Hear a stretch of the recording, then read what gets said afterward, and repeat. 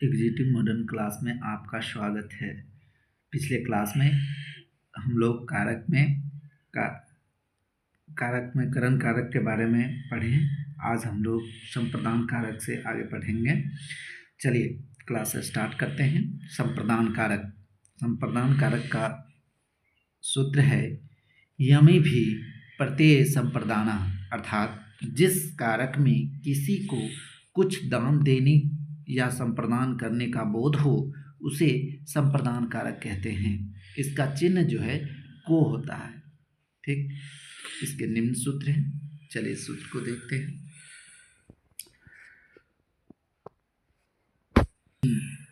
संप्रदान चतुर्थी, संप्रदान कारक में चतुर्थी विभक्ति का प्रयोग होता है। जैसे देखेंगे, वह गरीब को अन्न देता है।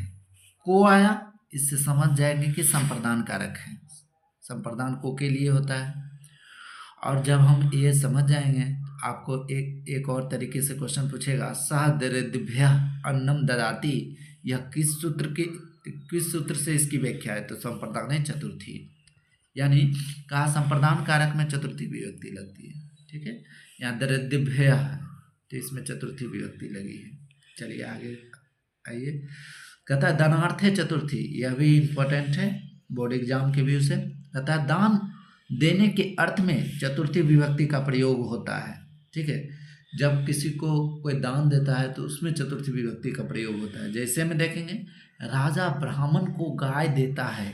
राजा ब्राह्मणाय गौ ददाति, यानी ब्राह्मणाय में चतुर्थी विभक्ति लगी है। आपसे इस तरह से भी क्वेश्चन पूछेगा, राजा ब्राह्मणाय गौ ददाति, यह कौन सूत्र की व्याख्या करता है? तो दानार्थे चतुर्थी। ठीक है, आगे देखते हैं।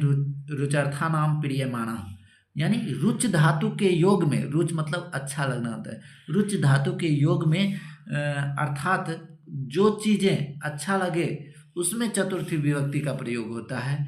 जैसे मुझे मिठाई अच्छा लगता है, मह्यम मिष्ठानम रोच्यते, यानी मह्यम में यहाँ चतुर्थी विभक्ति लगी है। और ये जो है उसको क्या अच्छा लगता है? मिठाई। तो अच्छा लगने के सेंस से इसमें मह्यम हुआ है और यह मिष्ठानम रोच्यते हो जाएगा। फिर आगे चलिए, यह भी इम्पोर्टेंट है। रिप्सिप्तम, यानी इच्छा धातु के योग में चतुर्थी विभक्ति का प्रयोग होता है। जैसे नेता पद को चाहते हैं, नेतारः पदाय स्पृहन्ति। ठीक है, यानी उसकी चाहत है कि हम नेता बने। ठीक है, इसमें जो है चतुर्थी पदाय में लग गया है। ठीक है, आगे देखते हैं। धारे रुत मन्न, कहता है धारे धातु के योग में अर्थात कर्ज लेने के अर्थ में चतुर्थी विभक्ति का प्रयोग होता है। जैसे में वह मेरा 100 रुपये धारण करता है, सह मह्यम सतत धारयति, चतुर्थी लगा।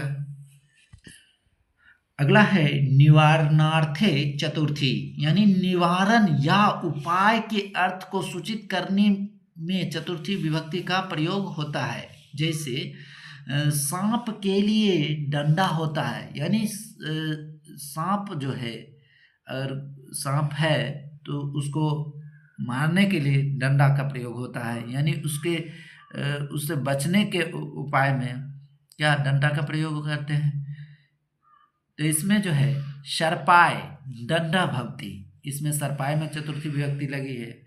यह काफ़ी इम्पोर्टेंट है।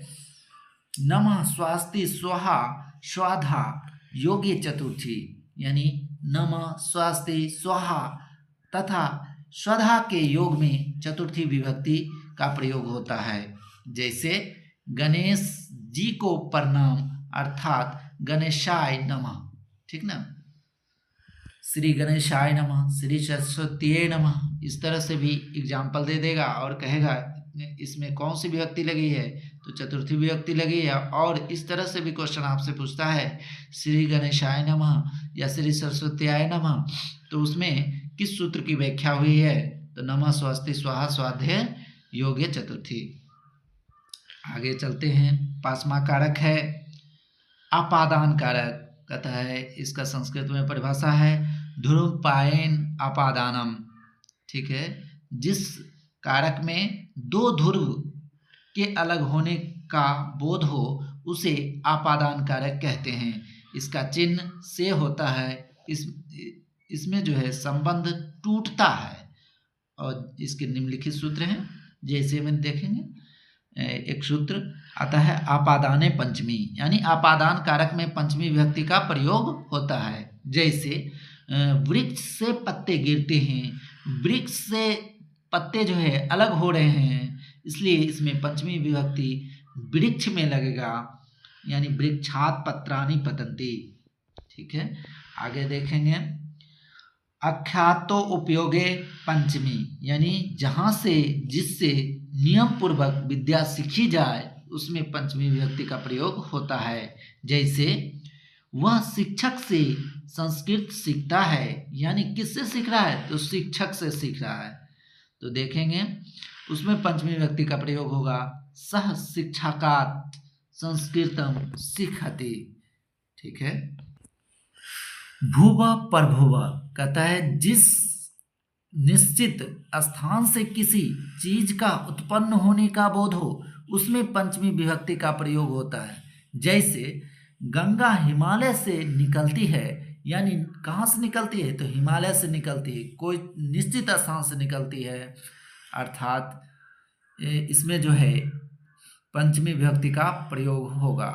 जैसे उसका संस्कृत में गंगा हिमालयात प्रवहति, यानी हिमालयात में पंचमी विभक्ति का प्रयोग हुआ है। कहता भितार्था नाम भय हेतु, यानी डरने और बचाने के योग के अर्थ में पंचमी विभक्ति का प्रयोग होता है। जैसे वह सांप से डरता है, डर किससे रहा है, सांप से, इसलिए सांप में पंचमी विभक्ति प्रयोग होगा। जैसे हम देखेंगे सह सर्पात बिभेति, यानी यहाँ सर्पात में पंचमी विभक्ति का प्रयोग हुआ है। फिर आगे आते हैं बहिर्योगे पंचमी, यानी बाहर के अर्थ को सूचित करने में पंचमी विभक्ति का प्रयोग होता है। जैसे गांव से बाहर जंगल है, ठीक है, तो गांव से बाहर किससे, गांव से बाहर, तो इसमें गांव से में पंचमी विभक्ति लगी है, ग्रामात बहि वनम अस्ति। फिर आगे ये भी इम्पोर्टेंट है काफ़ी, कहता है हेतु पंचमी, यानी करण या हेतु के अर्थ को सूचित करने में पंचमी विभक्ति का प्रयोग होता है। जैसे वह कष्ट से रोता है, यानी उसका कारण क्या है, कष्ट, ठीक है, तो इसमें हो जाएगा सह काष्ठात् क्रीडन्ति, ठीक है।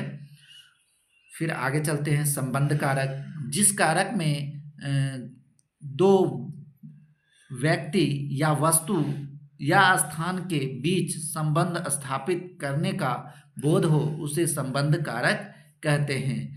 इसका चिन्ह का के की होता है। इसके निम्न सूत्र हैं, देखेंगे। इसमें पहला सूत्र है संबंधे षष्ठी, यानी संबंध कारक में षष्ठी विभक्ति का प्रयोग होता है। जैसे राम का भाई विद्यालय जाता है, तो क्या है, इसमें संबंध किसका है, राम का भाई से, ठीक है। तो रामस्य में षष्ठी यहाँ विभक्ति लगी है, रामस्य भ्रातः विद्यालयम गच्छति, ठीक है। आगे देखेंगे निर्धारणे षष्ठी, अगला सूत्र है निर्धारणे षष्ठी, कहता अनेक में से एक को अलग करने के अर्थ में षष्ठी विभक्ति का प्रयोग होता है।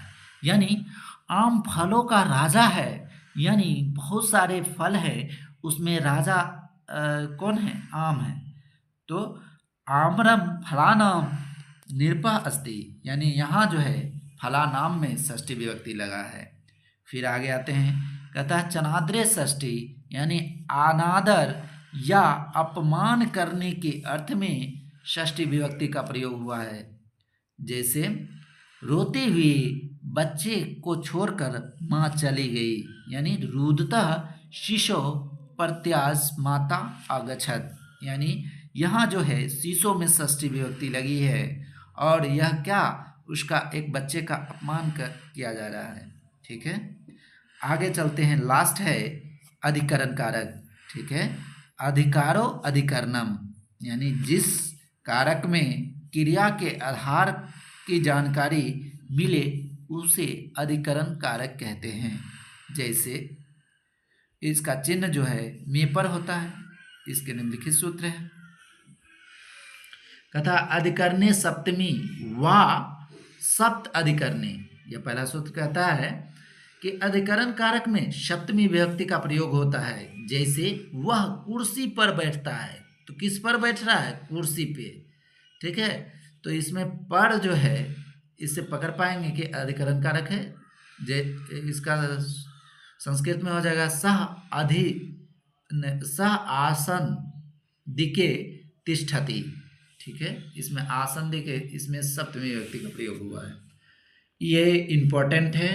यतश्च निर्धारणम, यह काफ़ी एग्जाम में पूछे जाते हैं। अनेक में से एक को अलग करने के अर्थ में सप्तमी विभक्ति का प्रयोग होता है। जैसे नदियों में गंगा पवित्र है, तो बहुत सारे नदी हैं, उसमें गंगा पवित्र है, तो कहता है नदीषु गंगा पवित्रा अस्ति। ठीक है, फिर ये लास्ट सूत्र है, कहता है भावे सप्तमी या वा यस भावे च भाव लक्षणम, यानी जब एक क्रिया के काल से दूसरे क्रिया के काल का पता चले उसमें सप्तमी विभक्ति का प्रयोग होता है। जैसे सूर्य उगने पर कमल खिलते हैं, एक कार्य क्या हो रहा है, होने के बाद दूसरा कार्य स्टार्ट है, तो इसमें जो है उदिते सूर्यम कमलानि निक्षन्ति, यानी यहाँ जो है सप्तमी विभक्ति उदिते में लगा है। ठीक है, आज कारक का पूरा चैप्टर खत्म हुआ। धन्यवाद।